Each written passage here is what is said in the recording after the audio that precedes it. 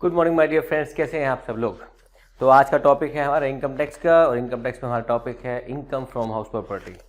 दोस्तों, जैसे मैं आपको पहले बता चुका हूं कि हम जब इनकम टैक्स पढ़ते हैं तो इनकम टैक्स में हमारा टारगेट टैक्स निकालना नहीं होता, that is the last part. लेकिन सबसे पहले हमें डिफरेंट सोर्सेज ऑफ इनकम की टोटल इनकम निकालनी होती है। तो चाहे वो सैलरी हो, चाहे वो हाउस प्रॉपर्टी हो, चाहे कैपिटल गेन हो, अदर सोर्सेज हो, चाहे बिजनेस एंड प्रोफेशन हो, आपको इन सब की टोटल इनकम निकाल के सबका सबमिशन करके जो भी आपकी डिडक्शन से माइनस करने के बाद जो आपका नेट रिजल्ट आता है that is net taxable income. तो जो टैक्सेबल इनकम पे जो मैंने बाद में स्लैब सिखाए आपको एक क्लास में कि टैक्स के स्लैब क्या होते हैं, वो स्लैब अगर आप लगा दोगे तो आपका टैक्स निकल जाएगा। तो स्लैब निकालना तो 5 मिनट का काम होता है। Only thing is how to compute income for such tax. तो आज हम बात कर रहे हैं, टॉपिक का नाम लूँगा इनकम फ्रॉम हाउस प्रॉपर्टी। ये टॉपिक एंड तक देखना, जितना मैं सिखा रहा हूँ लिमिटेड ही है, ये बहुत ज़्यादा इन डेप्थ नहीं सिखा रहा हूँ आज भी, मगर जितना सिखा रहा हूँ उसके बेस पे आपको क्वेश्चंस करने आ जाएंगे।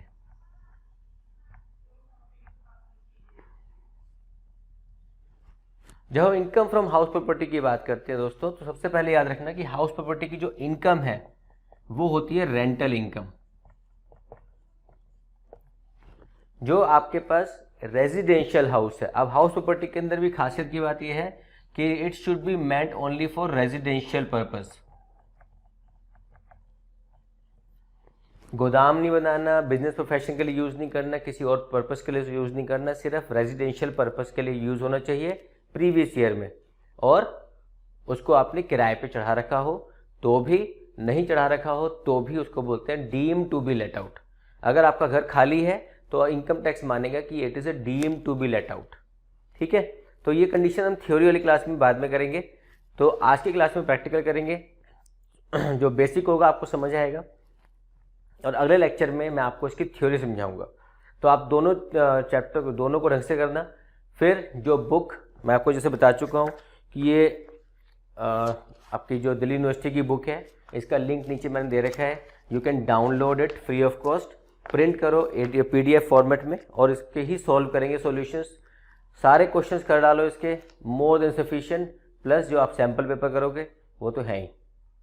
तो no need to buy any latest book, क्योंकि आप सोचोगे मुझे बुक खरीदनी है, ज़रूरत नहीं है। जो मटेरियल गिवन है that is more than sufficient. तो अब मैं शुरू करता हूँ आपको कि इसकी इनकम कंप्यूट कैसे करते हैं। तो पहली बात, शुरू से बोर मत होना शुरू करना, पहले सोचना कि क्या लिख रहा हूँ, उसके बाद एक एक चीज़ को एक्सप्लेन करूँगा। ठीक है, डोंट बी इन हरी कि समझ नहीं आ रहा, समझ आएगा, आई एश्योर यू। सबसे पहली बात, जब हम इनकम निकालते हैं हाउस प्रॉपर्टी की, तो इसके अंदर हम शुरू करते हैं as a income tax authority. याद रखना, हम लोग इनकम टैक्स अथॉरिटी है, और हम लोगों ने कैसे निकालना है किसी का इनकम फ्रॉम हाउस प्रॉपर्टी, उसके लिए एक फॉर्मूला है। फॉर्मूला मैं पहले यहाँ लिखता हूँ, फिर उसके कॉम्पोनेंट समझाता हूँ। फॉर्मूला क्या है, सबसे पहले हम उसकी एनुअल वैल्यू निकालते हैं। एक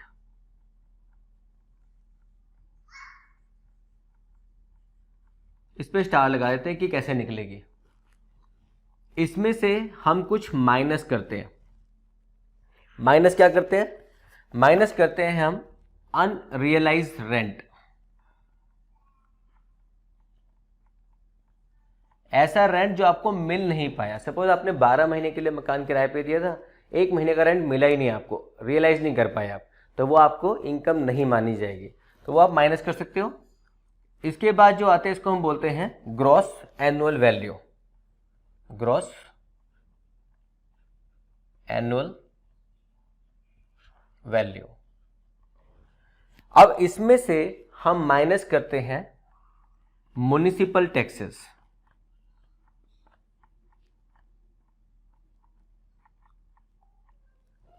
अब म्युनिसिपल टैक्सेस भी कब माइनस करने कब नहीं करने पहले वो समझाऊंगा, पहले फॉर्मूला समझते हैं। सिर्फ हमने म्युनिसिपल टैक्स दिए अपने लोकेलिटी के, लोकल टैक्स, जिसको आप नाम जानते हैं हाउस टैक्स के नाम से। हाउस टैक्स, म्युनिसिपलिटी टैक्स एक ही बात है। इसके बाद जो आता है दैट इज कॉल्ड हमारा नेट एनुअल वैल्यू। जब नेट एनुअल वैल्यू निकालते हैं तो इसके बाद हमारा जो ओनर है प्रॉपर्टी का, वो कहता है कि सर मुझे घर को देख रेख करनी है, मेंटेन करना है, पेंट कराना है, रिपेयर कराना है, उसके खर्चे तो माइनस करो। तो हमने कहा कि सारे इंडिविजुअल माइनस मत करो, हम आपको टोटल डिडक्शन देते हैं एक, माइनस स्टैंडर्ड डिडक्शन। जो स्टैंडर्ड डिडक्शन होती है दैट इज अंडर सेक्शन 24। अब ये सेक्शन याद करना पड़ेगा आपको। मैं नॉर्मली कहता हूँ सेक्शन याद हो ना हो, लेकिन इसमें याद कर लेना।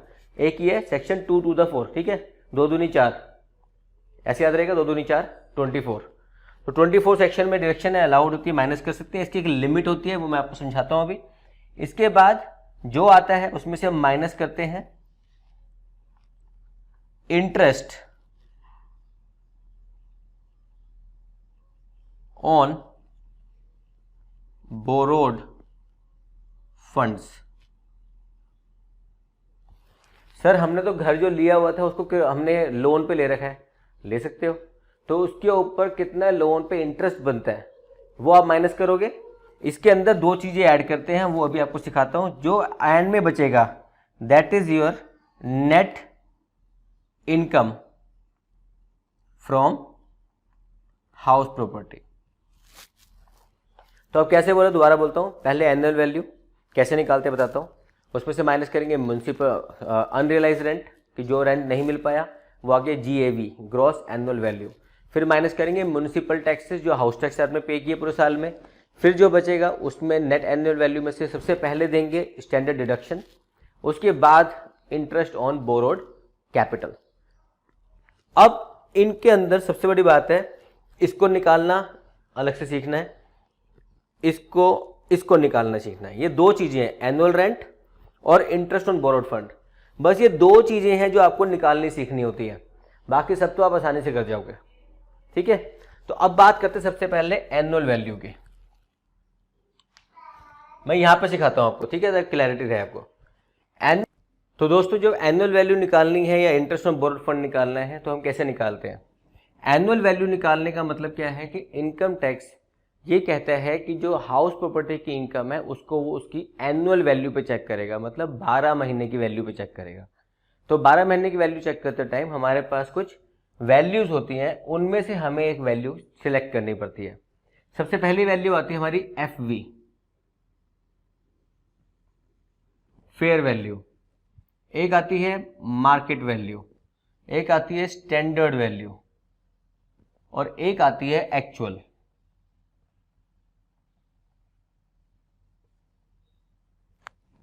ठीक है, fair value, market value, standard value और एक्चुअल। एक्चुअल मतलब कितना एक्चुअली रेंट आपने लिया।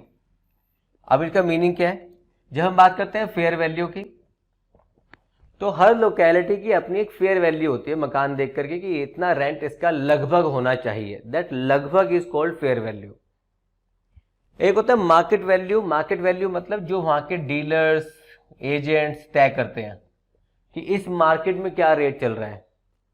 स्टैंडर्ड वैल्यू जो म्युनिसिपैलिटी डिसाइड करती है कि भाई स्टैंडर्ड कितना होगा ये बताओ। और एक्चुअल जो हमारा ओनर लेता है। तो अब इसमें एक रूल फॉलो करना होता है। वो रूल क्या है आपको बताता हूं, हाई लो हाई। रूल क्या है, हाई लो हाई, ठीक है। अब हाई लो हाई का रूल मतलब है क्या,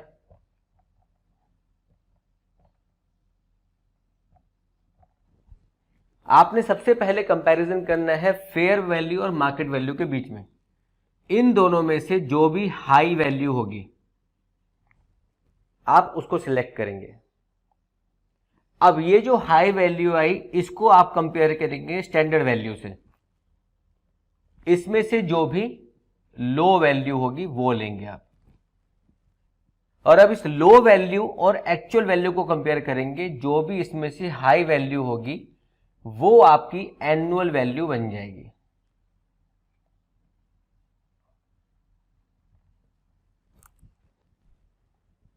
ठीक है, बहुत सिंपल तरीके से, इससे सिंपल नहीं हो सकता कुछ।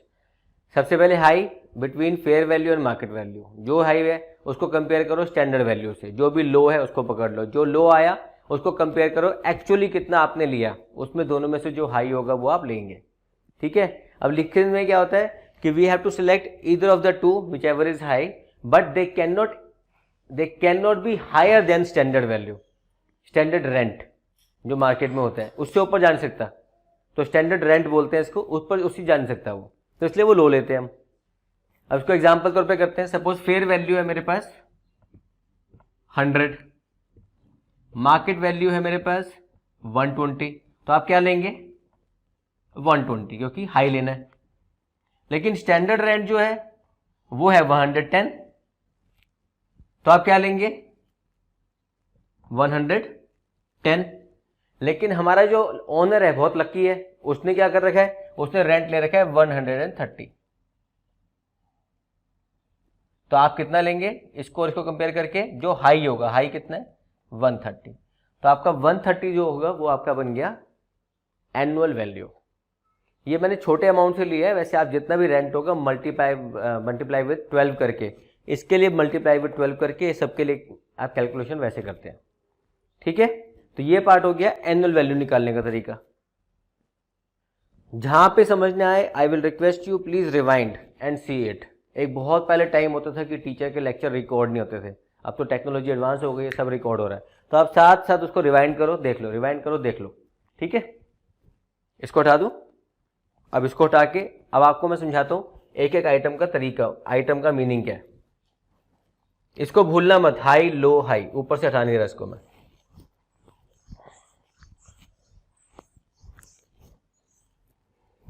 तो एनुअल वैल्यू कैसे निकाली, हाई लो हाई, ठीक है ये रहा। फिर अनरियलाइज रेंट, किसी महीने का रेंट नहीं मिला तो माइनस, क्योंकि आपकी इनकम ही नहीं है वो। ग्रॉस एनुअल वैल्यू में से municipal taxes only if paid by owner. कई ओनर बड़े चालाक होते हैं, अपना म्युनिसिपल टैक्स भी टेनेंट से भरवा देते हैं, तो आपने सिर्फ वही टैक्स माइनस करना है जो ओनर ने अपनी पॉकेट से दिया होगा। अब इसके ऊपर कोई वो कार्यवाही नहीं होती कि कौन सही बोल रहा है कौन गलत बोल रहा है, लेकिन ओनर ने पे किया है तो आप उसको मानेंगे, वरना उसको नहीं करेंगे। सपोज आपने आधा टेनेंट ने दिया, आधा ओनर ने पे किया, तो यहाँ पे सिर्फ आधा माइनस करेंगे जो ओनर ने पे किया होगा। ठीक है, तो ये हो गया municipal tax only if paid by owner. Standard deduction under section 24, ये होता है रिपेयर, मेंटेनेंस, पेंट, घर में टूट फूट हो गई, सैनिटरी पाइप लीक हो रहे हैं सर, इसके लिए क्या करूं, इंश्योरेंस कराया था उसके लिए क्या करूं। हम अलग अलग खर्चे माइनस नहीं कराएंगे। There is a standard deduction of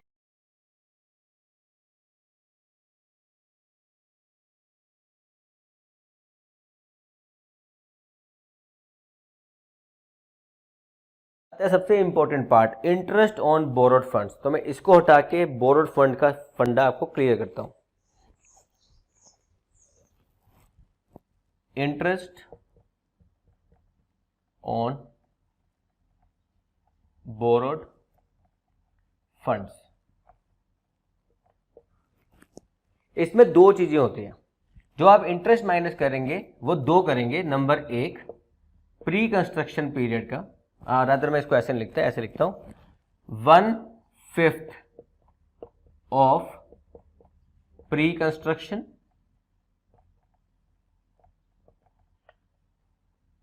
period plus actual of previous year.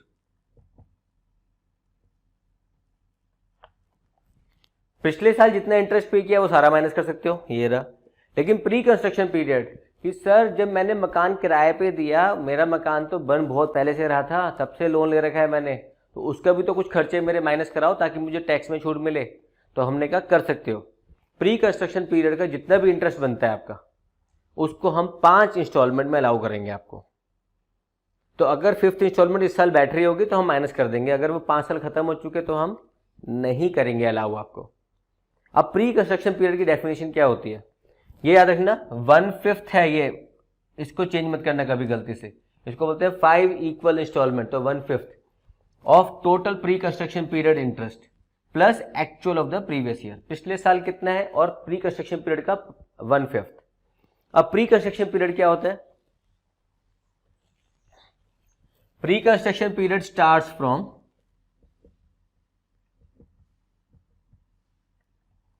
Date of borrowing. अगर आप इस बुक को पढ़ेंगे तो वहां पे लिखा होगा DOB, till 31st March immediately preceding date of completion। अब इसमें हमारे कई स्टूडेंट कंफ्यूज हो जाते हैं, वो कहते हैं कि सर 31 मार्च है, डेट ऑफ कंप्लीशन है, कंफ्यूजन हो रही है, क्या करें क्या करें। हमने कहा कुछ कंफ्यूजन की बात नहीं है, आपको सिर्फ ये देखना है कि डेट कंप्लीट कब हुआ मकान और लोन कब लिया था। तो अब मैं अगर आपको इसमें समझाता हूं, ऐसे सपोज आपने लोन लिया 1 अप्रैल 2010 और आपकी कंस्ट्रक्शन कंप्लीट हुई 30 जनवरी 2017। तो हमारा प्री कंस्ट्रक्शन पीरियड कब शुरू होगा? डेट ऑफ बोरोइंग, यहां पे लोन लिया था आपने, DOB, date of borrowing, date of birth नहीं है ये, डेट ऑफ बोरोइंग है। और कंप्लीशन कब हुआ आपका? डेट ऑफ कंप्लीशन क्या है, जिसको बोलते हैं DOC, वो क्या है? 30 जनवरी। अब इस 30 जनवरी 2017 से इमीडिएट पहले का 31 मार्च क्या है? वो 31 मार्च यहां पे आएगा 31 मार्च 2016। ठीक है, तो बस ये जो आपका टाइम, ये जो टाइम फ्रेम है, ये हो गया आपका प्री कंस्ट्रक्शन पीरियड। अब जितने भी महीने हैं ना, आपको कैपिटल मालूम है कितने लोन लिया आपने, multiply with rate, multiply with these many month, आपका इस महीनों के लिए आपके पास इंटरेस्ट आ जाएगा, जो टोटल इंटरेस्ट होगा डिवाइड बाय 5 वो यहां पे लिख देंगे, और पिछले साल का जो भी इंटरेस्ट होगा वो यहां लिख के दोनों को ऐड कर देंगे। ठीक है, तो pre construction period is the period starting from date of borrowing till 31 March immediately preceding date of completion, या जिस समय आपको रहने का सर्टिफिकेट मिल गया कि अब ये घर रेजिडेंशियल हो चुका। उसके बाद बस, उसके बाद से नॉर्मल पीरियड चालू, उसके पहले pre construction period. Pre construction period की आप इंस्टॉलमेंट 5 पार्ट में डिवाइड कर सकते हैं, वो आपके लिए आसानी से आपको समझ आएगा। ठीक है, इसको दोबारा रिवाइज करो जल्दी से। और अब हम करते हैं एक क्वेश्चन जो इसी बुक का है, तो प्लीज मैं आपको पहले क्वेश्चन पढ़ के सुनाऊंगा और फिर उसके सॉल्यूशन करके दिखाऊंगा। पहले आप यहां तक का सफर तय करो इस चैप्टर के अंदर, जितना करोगे प्लस सैंपल पेपर करोगे आपको समझ आना शुरू हो जाएगा, फिर जो अगला पार्ट कराऊंगा वो आपको और क्लियर हो जाएगा। ठीक है, थ्योरी के लिए अगले लेक्चर में मिलेंगे। तो अब शुरू करते हैं इसके बाद उस क्वेश्चंस को। ठीक है, एक बार कोशिश करो, प्लीज रिवाइंड करो, रिवाइज कर लो एक बार, सिर्फ 5-7 मिनट लगेंगे, रिवाइज करो फिर अगला क्वेश्चन चालू करेंगे। ठीक है दोस्तों, हमें इसी बुक के अंदर एक क्वेश्चन दे रखा है, प्रॉब्लम 1 पेज नंबर 100 पे गिवन है। ठीक है, जब बुक डाउनलोड करोगे तो पेज नंबर 100, मैं ऐसे लिख देता हूं, पेज 100 प्रॉब्लम 1। ये इस चैप्टर को समझने के लिए सबसे अच्छी इलस्ट्रेशन बनाई गई है। सॉल्यूशन कैसे किया जाता है आपको सिखाता हूं। अब इसमें क्या क्या हमें गिवन है, देखो ये कहता है X owns a house in Delhi, from the particulars given below compute income from house property for assessment year 2018-19। Now अब क्वेश्चन क्या कहता है, X owns a house in Delhi for the particular given below compute income from house property for assessment year 2018-19, मतलब जिसमें हम stand कर रहे हैं, और इनकम कब की निकालेंगे हम, 17-18 17-18 की। अब हमें क्या क्या गिवन है, देखो अभी आप मुझे खुद बताएंगे। म्युनिसिपल वैल्यू गिवन है 2,50,000, फेयर रेंट गिवन है 2,80,000, स्टैंडर्ड रेंट गिवन है 2,60,000, और एक्चुअल जो लिखा है, हमारे जो ओनर ने एक्चुअल रेंट लिया है दैट इज 300,000, मतलब 25,000 के हिसाब से इंटू 12, 25,000 का रेंट है साल का। तो सबसे पहली बात है एनुअल वैल्यू कितनी होगी, देखो अब मैं यहां पे साथ साथ करते जाऊंगा आपके लिए। एनुअल वैल्यू,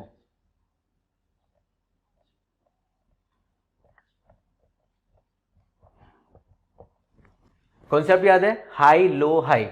तो इन दोनों में से हाई कौन सा है, 280। अब इन दोनों में से लो कौन सा है, 260।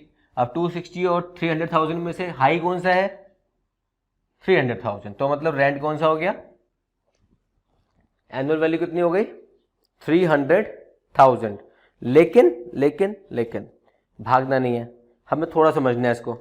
एक्चुअल रेंट है 300,000, उसके बाद क्वेश्चन में लिखा हुआ है वैकेंसी पीरियड इज 1 मंथ, 1 महीने के लिए घर खाली रहा, कोई बात नहीं सर, लेकिन अनरियलाइज रेंट इज 1 मंथ।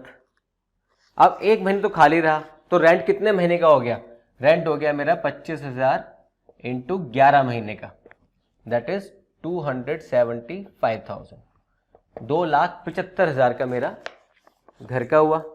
अब उसमें से भी 1 महीने का मुझे मिला नहीं,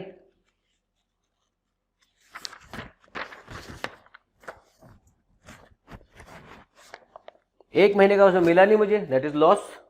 तो माइनस अनरियलाइज्ड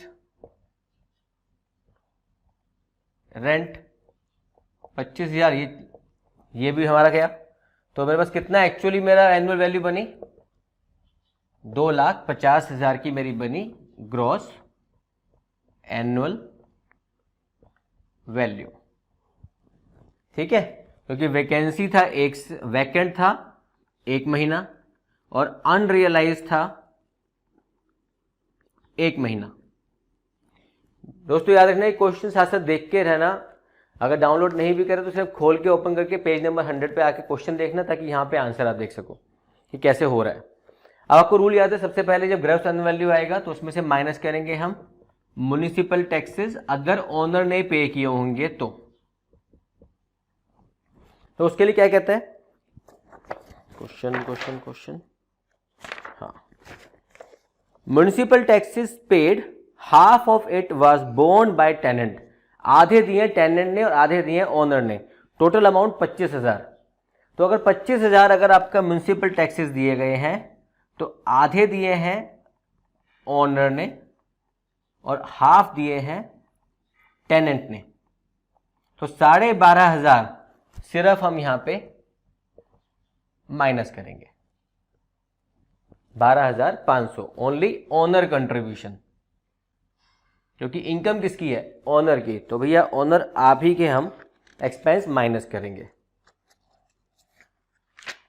तो मेरे पास जो अमाउंट आएगा दैट विल बी 2,37,500, ये बन गया मेरा नेट एनुअल वैल्यू। अब नेट एनुअल वैल्यू में देखो, इस क्वेश्चन में क्या क्या लिखा है sir, expense on repair, fire insurance premium, ground rent, land revenue. Income tax कहते हैं हमें कोई मतलब नहीं है आपने क्या खर्चे करे, आपने आग लगाई चाहे आग बुझाई, हमें मतलब नहीं है। हम आपको एक स्टैंडर्ड डिडक्शन देंगे, दैट इज स्टैंडर्ड डिडक्शन, पीछे भी कर लेना आप, दैट इज 30% ऑफ एनएवी।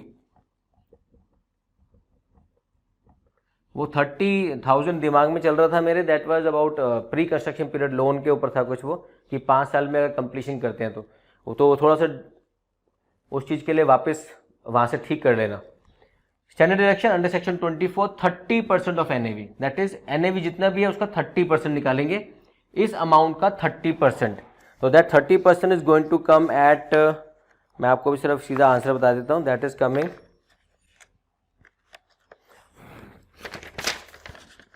71,250, 71,250, ये हम माइनस करेंगे। और माइनस करना है हमें interest on borrowed capital, borrowed funds, और इसमें 2 फंड हमें माइनस करने होते हैं इंटरेस्ट, एक प्री कंस्ट्रक्शन पीरियड और दूसरा पोस्ट कंस्ट्रक्शन पीरियड। तो अब वो कैसे निकालेंगे, पहले क्वेश्चन पढ़ेंगे, उसमें डिटेल देखेंगे कितनी है, फिर आपको समझ आएगा। X had borrowed sum of 20 lakhs, 20 lakh का लोन लिया 10% पर एनम के इंटरेस्ट पे। तो लोन कितना है, 20 लाख का, रेट क्या है 10% पर एनम।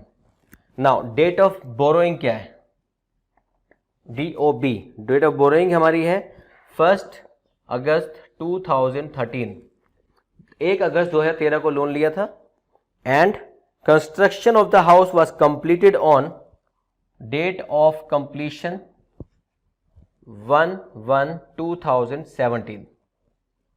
ठीक है, अब आपको याद होगा हमने क्या कहा था, pre construction will start from date of borrowing till 31 March immediately preceding the date of completion. तो इसका मतलब pre construction period will be from 1/8/2013 till 31 March 2016। इससे ठीक पहले 31 मार्च कब आएगा, 2016 में। तो कितने महीने हो गए ये हमें कंप्यूट करना होता है। अब कंप्यूट करने का तरीका क्या है, अगर अगस्त में शुरू हुआ 13 में, तो 13 से लेके 14 तक कितने महीने हो गए, अगस्त पूरा, सितंबर, अक्टूबर, नवंबर, दिसंबर, जनवरी, फरवरी, मार्च, 8 मंथ्स। ये तो हो गए 8 मंथ। फिर उसके बाद देखो 2013 14 8 महीने, फिर 14-15 पूरा फुल, फिर 15-16 फुल, ये 3 ही आएंगे इसके अंदर। अब रेट ऑफ इंटरेस्ट कितना है, 10%। तो 10% के मतलब इस फुल का तो पूरा ही पूरा हो गया, कितना पूरा, 2 लाख। 2 लाख कैसे आया, 20 लाख का 10% कितना होता है, 2 लाख। अब 2 लाख का भी 8 महीने का निकाल दो, 2 लाख इंटू 8/12। तो ये मेरे पास कितना आ जाएगा, दैट इज कमिंग 1,33,333, 1,33,333। तो मतलब टोटल जो हो गया 1.33 लैक्स। तो लगभग कितना हो गया मेरा, 5,33,333। ये मेरा हो गया प्री कंस्ट्रक्शन पीरियड का interest. Total interest will be 5,33,333। ये टोटल है प्री कंस्ट्रक्शन पीरियड का। और हमें कितना अलाउड है करना, सिर्फ 5 इक्वल इंस्टॉलमेंट, मतलब डिवाइडेड बाय 5। इसका जो 1/5 है वो हम यहां पे माइनस करेंगे। तो पहला अमाउंट हो गया 1/5 ऑफ प्री कंस्ट्रक्शन पीरियड,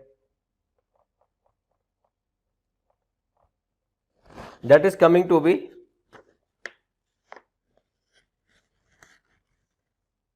10,6667। और पिछले साल, क्योंकि लोन अभी चुकाया नहीं है तो पिछले साल का तो पूरा ही आएगा ना, तो पिछले साल का जो है that is going to be complete previous year full interest, that is 200,000, 2 lakh. तो ये तीनों आइटम जो हम माइनस करेंगे तो हमारे पास फिगर आएगी 1,40,417। ये है हमारी actual income from house property.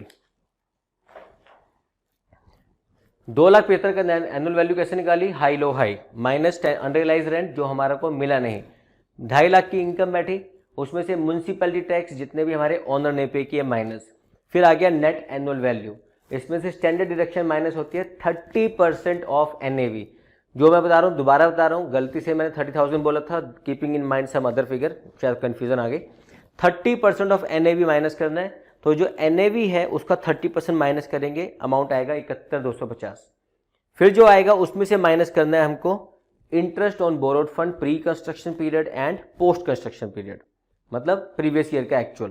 तो प्रीवियस ईयर का एक्चुअल कितना होगा, जितना एक्चुअल देना है आपको, तो 20 लाख के हिसाब से 10% का पूरा 2 लाख। और प्री कंस्ट्रक्शन पीरियड कैसे निकाला, date of borrowing that is 1 August, और डेट ऑफ कंप्लीशन कब है, 1 जनवरी 2017।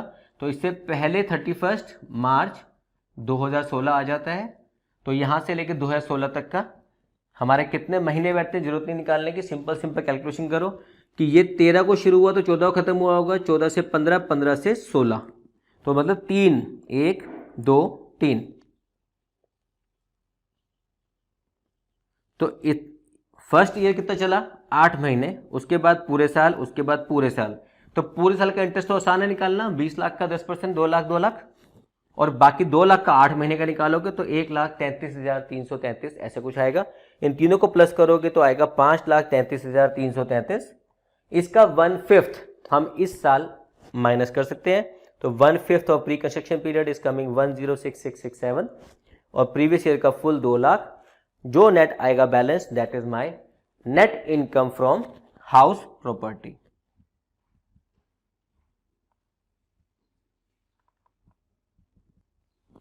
तो आपको बस ये करना है कि इस टॉपिक को जितना मैंने आज समझाया आपको, इसको अच्छे से रिवाइज करो। ये आपको बेसिक हेल्प देगा और आगे क्वेश्चंस करने के लिए। ठीक है, ये शुरू हुआ है चैप्टर, खत्म नहीं हुआ। और एक क्लास में इससे ज़्यादा पढ़ाऊंगा तो आप बोर हो जाओगे। तो अभी आप फिलहाल इतने की प्रैक्टिस करो और इस फॉर्मूलास को समझो, हाई लो हाई कॉन्सेप्ट समझो।